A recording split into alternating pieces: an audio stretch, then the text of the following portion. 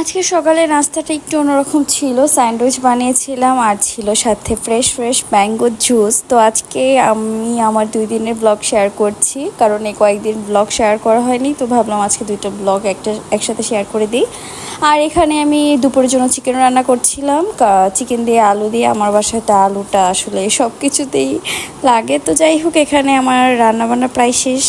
আর এই যে এখানে চিকেনও হয়ে যাচ্ছে।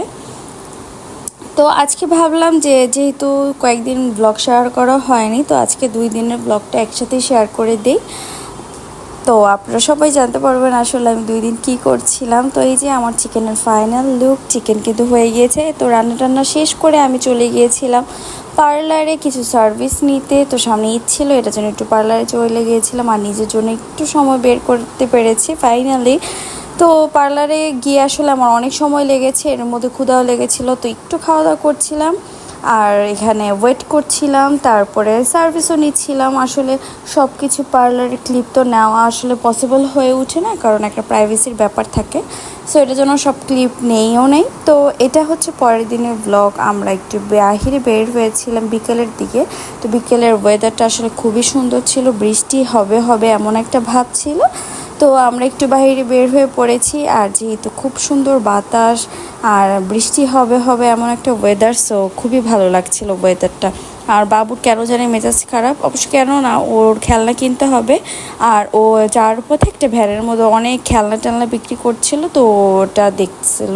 তো এখন ওইটা কেনার জন্য কান্নাকাটি করছিল। তো ভাবলাম যে থামাই, ও কী চাই একটা কিনে দিয়ে ওর মুডটা ভালো হোক। সো যাই হোক, এখানে আমরা নেমে পড়েছি আর এখানে ওকে জিজ্ঞেস করছিলাম যে তোমার কী খেলনা লাগবে, কী লাগবে।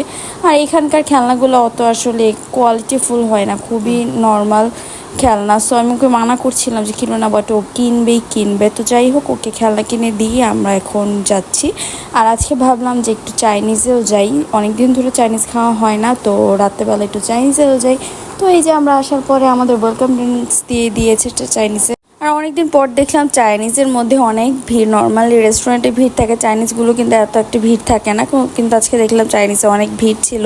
তো এই যে আমাদের খাবার দাবার চলে এসেছে। আমরা ফ্রাইড চিকেন আর সিজলিং অর্ডার করেছিলাম, যেটা আমাদের সবারই অনেক পছন্দ, আমরা অনেক পছন্দ করে খাই।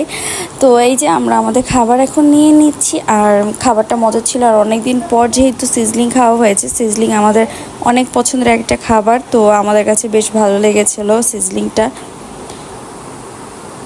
আর এখনও আমার ইউটিউব চ্যানেল আর আমার পেজটা ফলো করে নেই, ফলো দিয়ে দিবেন। আর আমার ইউটিউব চ্যানেলটা সাবস্ক্রাইব করে আসবেন, মিস্টার অ্যান্ড মিসেস করিম।